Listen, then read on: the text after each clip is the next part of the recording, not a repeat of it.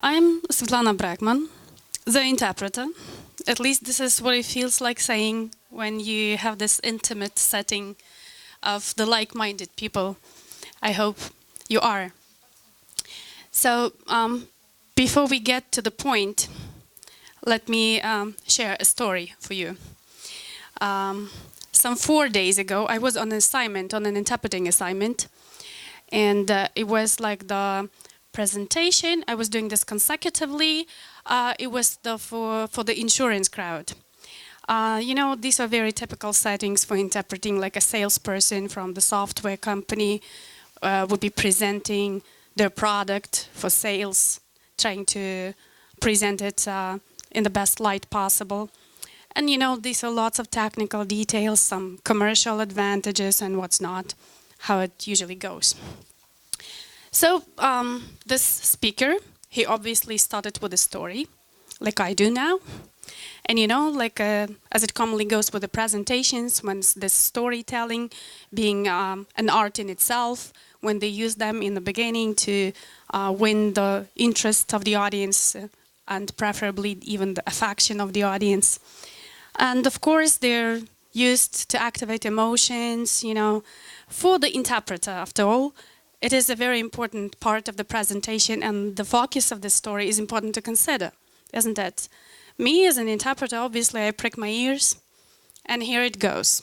Remember, right, this was the software company presentation for the insurance agencies. So the speaker would start telling about, you know, his experience of with choosing the floor type for the kitchen, and, you know, something you would not expect when you are getting ready for the interpretation about the software product or the insurance glossary that you consider. You would not find this there. But the point was obviously to illustrate the importance of rapid response of insurance companies, you know, as this story went on about the dishwashers spilling water and then types of flooring damages and the associated cost, etc., etc. Well, that was obvious. And that was my assumption as an interpreter. I'm sure you have many similar stories to share, don't you? Maybe anyone would like to share any of the unexpected stories that you have? Well, if you're still timid, you could do this in the end, I'm sure. Actually, I wouldn't really expect this to happen. And I believe this one illustrates this well.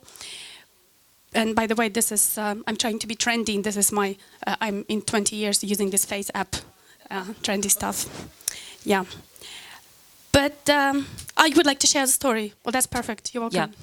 Well, I usually translate for a speaker, so I've been translating for him since more than a year, so he keeps hiring me again and again. And it is actually about auditing. Yeah. And, well, initially, I get prepared for translating something about auditing, but he keeps adding weird stories about, I don't know, English history, about the whiskey market and this history of whiskey market in England. So it's a whole lot of unexpected things he says and keeps telling as storytelling. So it's pretty unexpected. But the question is, how can you be prepared? How can you anticipate? That's my main question. And well, of course, you can assume things, right? You can make assumptions. But you know, there is always a risk that your assumptions would have nothing to do with the objective reality. And the most important question, I guess, is for the interpreter, how to ensure the risk-free interpreting environment. We should later ask this question with the ladies over there in the booth, because I'm sure I'm making the rough life for them now. Yeah, hi. So, rapid response. This could be the answer. Something like in insurance companies, I believe, as the reference went in the beginning. Something, for example, when you get your car broken in the middle of nowhere. Ever happened to you? something like it wouldn't start. And you get panicky, and you don't know what to do, and you don't know how to solve the problem. Oh, okay, it's not me. I just added this picture for gender balance because equally men and women could be in the same situation. So when you get panicky, you don't see any way of the good solution. And you call a mechanic. So the mechanic receives your call in the first place, takes time to specify the details, then takes time to come to this place, then takes time to examine your vehicle. And as it very often might happen, he is there only to find out that your gear was on the drive mode, and that's why it wouldn't start. So it was not even the problem. You know what I mean? If you drive, yeah? Okay, so which means that the problem could be easily solved. Couldn't be, right? But let's just think of how much time was wasted. Something happened to my presentation. Yeah. Okay, well, this is the relevant slide, yeah. So, okay. So, but what I mean, of course, is when you get in a panicky situation and when you are in stress, you obviously make the wrong decisions and you are more prone to make the wrong assumptions, do you? Of course, much time and effort, not to mention the cost, right? But my point is that the same goes about the interpreter's mind. The more insured the interpreter's mind can be against any odds, the better patterns or mechanisms can be fixed in it, the less effort it takes to find some good solutions, doesn't it? These are some obvious truths, I believe. But the rapid response could be the answer.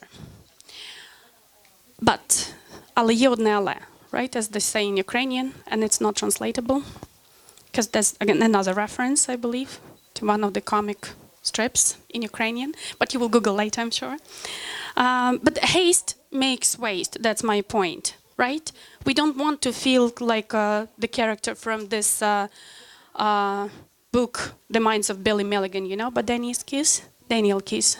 The Minds of Billy Milligan, множественные умы Билли Миллигана, because this character where he had the multiple personality disorders, like the 24 of them, and I believe that he actually could understand this very well, how to make the good assumptions and how to make good decisions depending in which shoes you are. And I'm referring to this allusion not by chance, because this is something you would feel like when you are in the interpreting shoes, or at least me. Is it only me? No, I hope. I hope not. Okay. Because we would like to be able to manage these emotions and the stress, and we would like to be able to manage the capacity of our mind, right? As if we were using this, our mind's headquarters. And this is another reference to this 3D animated movie, Inside Out. Of course, it's the old one from 2015. In Russian, it was like Головоломка, or in Ukrainian, it was Думками на виворіт. There was this headquarters of the mind where you could easily manage the emotions, or you could easily set the rules, or you could easily arrange among yourselves who would be acting first in this particular moment. Okay. So here, actually, I would like to finally get back to the title of this presentation. It's the right time. And this title goes like, spoken words are like birds. Out you let them and back you never get them. Or having it worded like this, doesn't matter. What do you assume the presentation is going to be about? Just looking at these words, these particular wording, any ideas, any associations, because there are no wrong answers. This is just for illustration to see how many wrong assumptions we could be making and how many maybe being much better than the speaker itself with the assumptions. Any associations with this title? Yeah, you're welcome. Go ahead. Well, actually, what I just remembered, but it was a reminder that Facebook has kindly sent me. 2 years ago, I posted a quote that an interpreter is actually like a heart surgeon, because a heart surgeon quietly buries his mistakes and they are no more, and an interpreter just sends all his or her mistakes to the wind. Thank you. Thank you. I hope that the interpreters managed. All right, let's give some more time.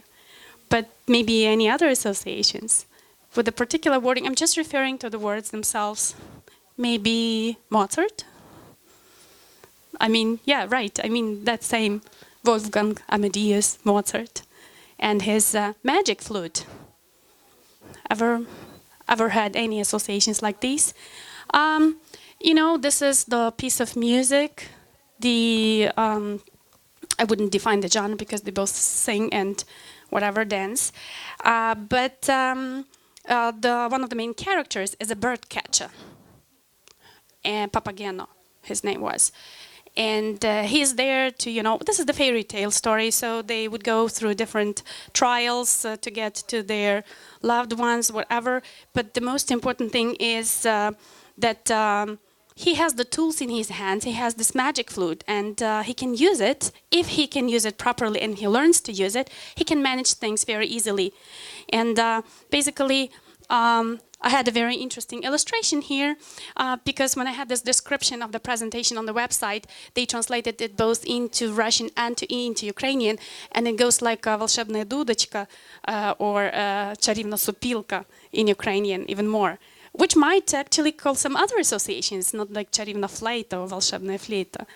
But actually, none of these would be wrong. I'm not there to criticize or anything, because each of these could be correct in the specific setting, right? So, and basically, this famous song of the bird catcher inspired me to choose the topic of this discussion, actually. But doesn't it resemble the interpreter at work? What do you think? By the way, this question mark is not wrong. This is just Arabic. Don't make any wrong assumptions. Well, because I liked it. So, you know, it does resemble. When the interpreter does have the tool, sometimes might be looking very weird to others, to outsiders. But the better he manages the tools, the more birds will be there in the cage, right? And the more benefit.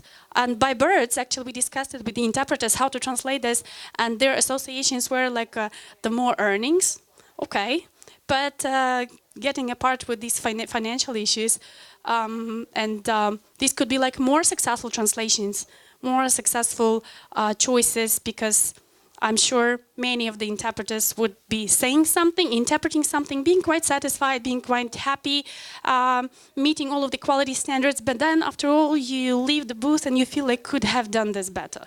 And you could have said this better, what is most important, right?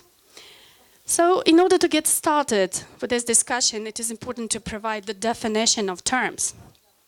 Yeah, I used to be a teacher, but I'm not here to teach and preach, so I'd not be really quoting any names, the researchers and whatever, and I'm not going to make you take notes, that's for sure.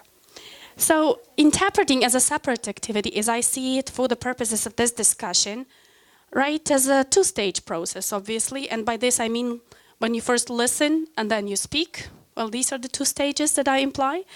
And it always implies not only the languages, but the cultures and the mindsets, and even the specific individual situations, the situations of communication or whatever the other researchers are calling it. So basically, we as interpreters, we do substitute the words or some other linguistic or even extra-linguistic means when we talk about sign language interpreting, etc. But I'm not going to get deep into this classics of theoretical research. What I mean is, I'm sure you can provide many more other definitions and other perspectives on explaining what interpreter is or what interpreting could be. And each of these would be correct, I'm sure, right, depending on which perspective you take. But I would rather focus on this aspect of the job as facilitating communication, not rendering, not transferring, not substituting, but facilitating. And it makes a lot of difference, especially for the interpreter making choices for the words or for the development of the idea or the development of the meaning that the speaker might have transferred. But communication is key here. And I suggest you just brainstorm and try to decide about the following. Why don't we have it as a lesson? With any of the suggestions, but you can even brainstorm right now in this big group. What would you imply by communicative aspects of interpreting? Unlike the ones that I mentioned about the substitution, rendering, transferring from the other languages, cultures, whatever. What is this for you as interpreters? Do you mean consecutive? I mean, yeah, I mean interpreting both, yeah. When you translate this orally, interpret orally, yeah. Well, to convey the speaker's idea as accurately as possible, to send this message through. Okay. Did I hear your question correctly? Yeah. But you might have any other. What would communication imply for you in the shoes of the interpreter when you are part of this situation of communication? There should be two-way communication, okay. I'm just repeating this for the interpreters to hear. Yeah. Well, once upon a time, I used to study linguistics as well, and at the university they told us that every communication has a goal. So every person entering into communication situation, he or she is on their way to some goal, which is extra-linguistic. And to my mind, the interpreters shall also keep in mind that the parties of the communicative situations, they are after some goals, and the better you understand this goal, the better can you interpret. Thank you. Yeah, we could have done this together. It would make my life much easier. But I chose the following focus, you know. Well, these are some suggested answers that might be there. If you take a quick look, you might maybe add more to this list or maybe have some objections. But I'm sure you're not, because each of these could be explained and justified. But we will not be getting deep into this. Like, of course, about memory that you need because really it's important for your communicative situation. About anticipating the probability of occurrence of some patterns of information, how the meaning is going to develop. But this is the random list. These are not in order of importance or something. This is just for the brainstorming results. Split attention, meaning like listening and speaking at the same time, because this is also the important part for the communication when you didn't finish, but they would still continue. Switch, not only between the languages, but also between the roles in the communication. Of course, that goes without saying. Subjects. Thank you. Ethics. Ethics, the code of ethics. Of course, would be very different in different specific types of and modes of interpreting and different situations, but I'm sure you would agree that it matters. And stress management. Well, this issue has been raised so many times when we had the discussions before with the other colleagues. And I hope it will be resolved someday and we could have some, at least some tentative solutions. So basically, I would like to focus on this specific aspect. Well, don't ask me why I believe it's most entertaining for this format of discussion, not to have it very preaching style. And it's about actually this anticipation technique. And I largely rely on this hypothesis, well, getting back to my sophisticated linguistic background, that in the process of perceiving speech by listening, an interpreter's brain provides a number of hypotheses on certain development of the information flow or on certain completion of the author's idea, right? In terms of sense, in terms of verbal choices. And these hypotheses that are getting born in the interpreter's mind, they are based on this subconscious, subjective assessment of the objective probability of occurrence of specific patterns of information. No, please don't ask me to repeat this again. Then, however, not to get you into the sleeping mode after your lunch, because you definitely are, especially in this nice relaxing setting, I suggest we consider some cases. Well, this is just one of the cases, but again, I'm not going to teach you here about anything, but I would like to get you more interactive.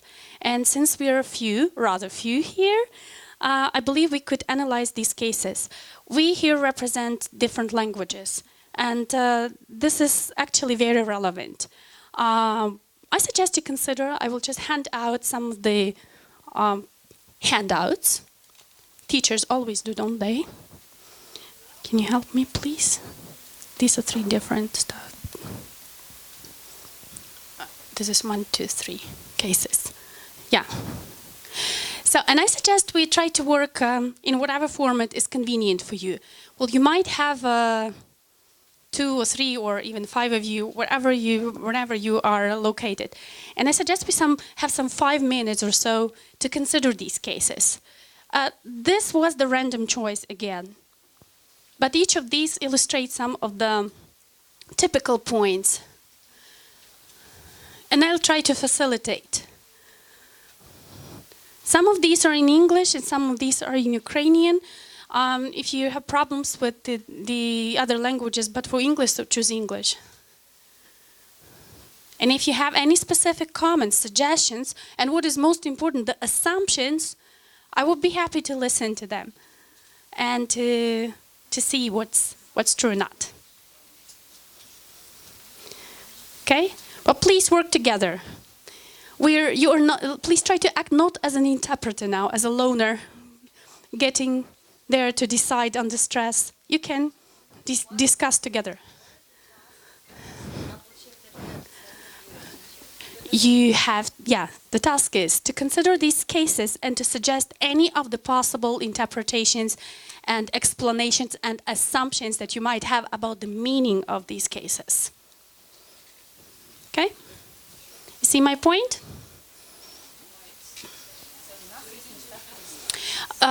Interpret. Please discuss this. Right, you don't have to write this down.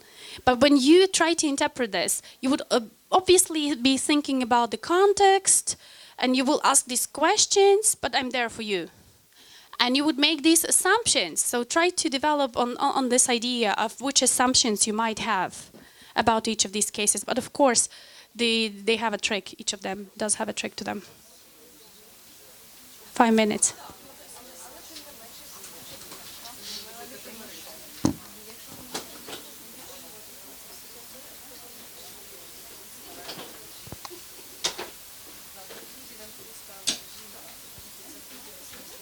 Would you like to join?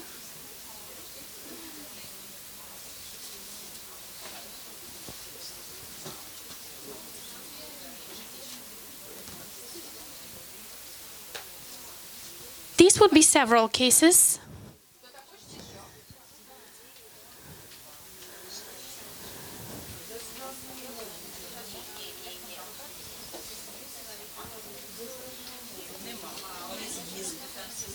Ще є? Можно я почитаю свой? Конечно, только один остался. Нет?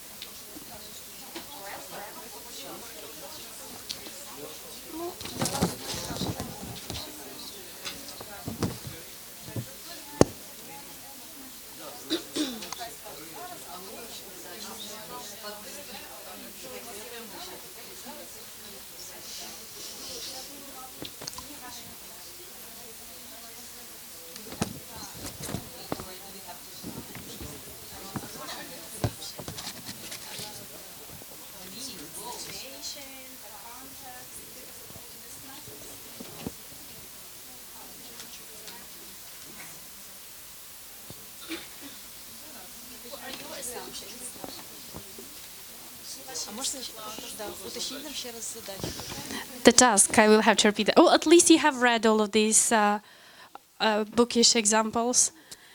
So whenever you read them, we'll try to think how you would be explaining this to the person into another language, whatever language you can be fluent in now. And think about the assumptions that are generated which could be the context and the situation, and how differently it could be impacting your solutions.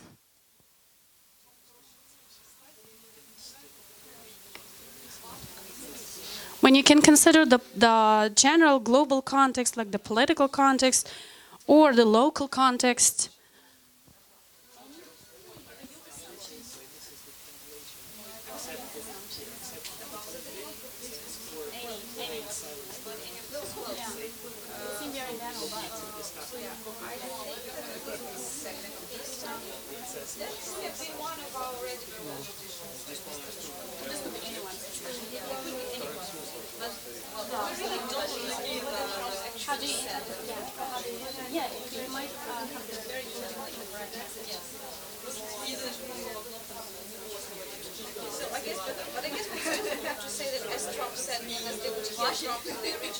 As they say, Trump might have said.